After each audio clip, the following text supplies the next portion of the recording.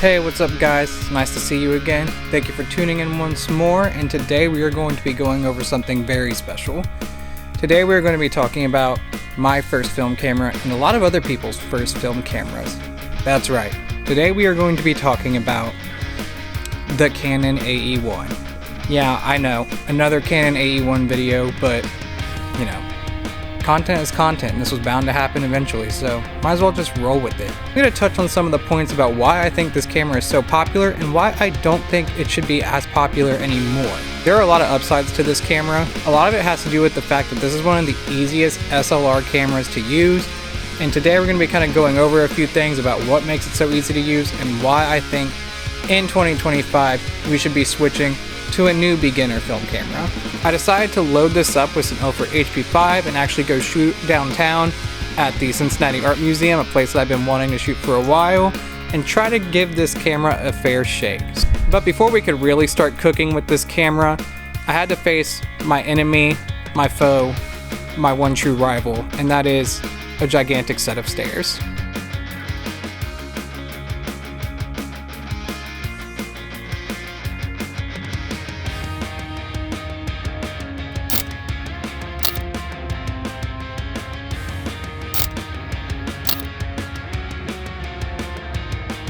While walking around, I also found this weird monolith that I'm sure is a beacon to some sort of alien species, and decided to give that a quick photo as well. And I think this turned out quite nice. I like the shadow fall off, I like the dimension of the square object here, and I think all in all this is a pretty solid way to start.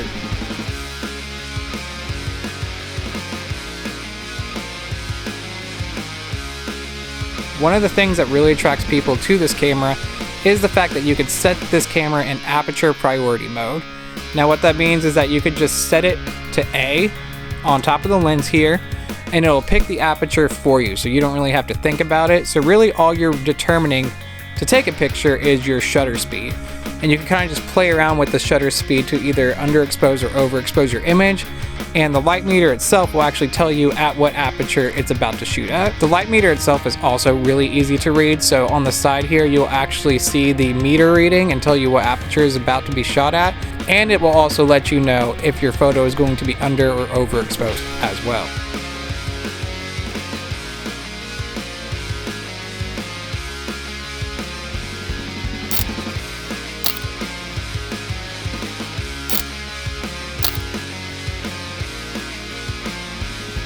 Another thing that I think really attracts people to this camera is the 1/1000th shutter speed that you're capable of getting. A lot of these older SLR bodies sometimes will only go up to 1/500th, so having that extra stop of light is really handy when you're shooting in bright situations, and you can crank that shutter speed up.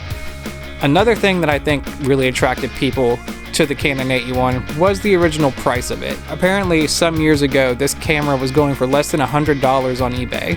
Now, a reason that I think that this camera's kind of fallen out of favor recently is because they are getting more and more expensive as demand goes up for this camera. Luckily, this was very popular when these were made, so there's actually a lot of these bodies floating around.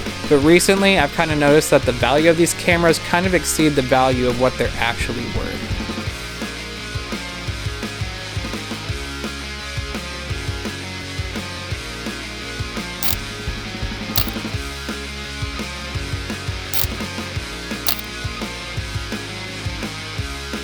So I decided to walk around the art museum a little bit and take a couple more shots. I really like this picture of the building with these people walking just into frame right below. I think I like this shot because it shows scale really well, and I like the depth of these shadows behind these pillars. I think it gives it a cool kind of dimension to it. I'm kind of trying this thing where I wait for somebody to walk by so I can kind of give the viewers something to latch onto when it comes to these photos. Sadly, I was only shooting black and white this day, but I really feel like color could have done some of these photos justice.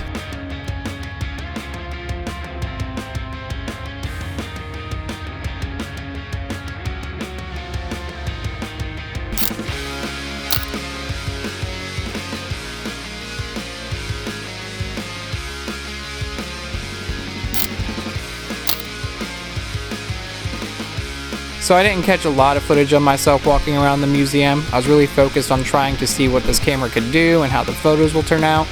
And I will say that I am pretty happy with a lot of the images that came out of this. Plus this camera is just so dang easy to use that I will probably hold on to it forever. But one of the reasons that I think that this camera should probably fall out of favor in the near future is its dependency on a battery. To be shooting film for the first time, I think it's imperative to at least have the option to have some sort of mechanical capabilities.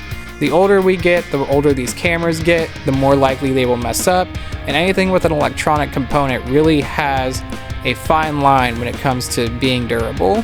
So good Canon AE-1 replacements I think would be the Minolta SRT-101. That is a very great camera that is fully mechanical, and you can still use a battery in it to work the light meter if you do not feel like hand metering or learning to meter yourself. I also think the Pentax K1000 is a great camera, really good when it comes to being mechanical, and also the ability to use a simple light meter with a battery if you want to.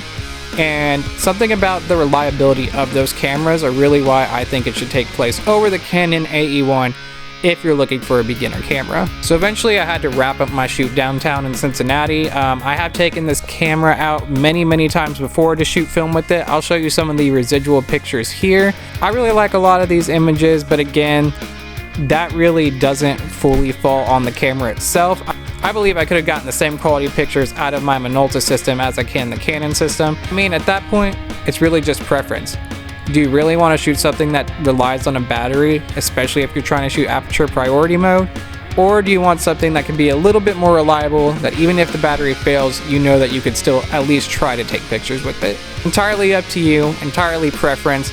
I'm just trying to give you guys a bit more options and talk a little bit about why I think this camera might be a bit overhyped, but it's not to say that we still don't love it, right? I mean, look at that. Who doesn't love a classic? Well, that's it for me, guys. Thank you again for joining me. Leave a comment down below and tell me what your favorite beginner camera is. And be sure to like and subscribe, as we will be putting out more film content here very soon. Thanks again, guys. I will see you later. Peace out.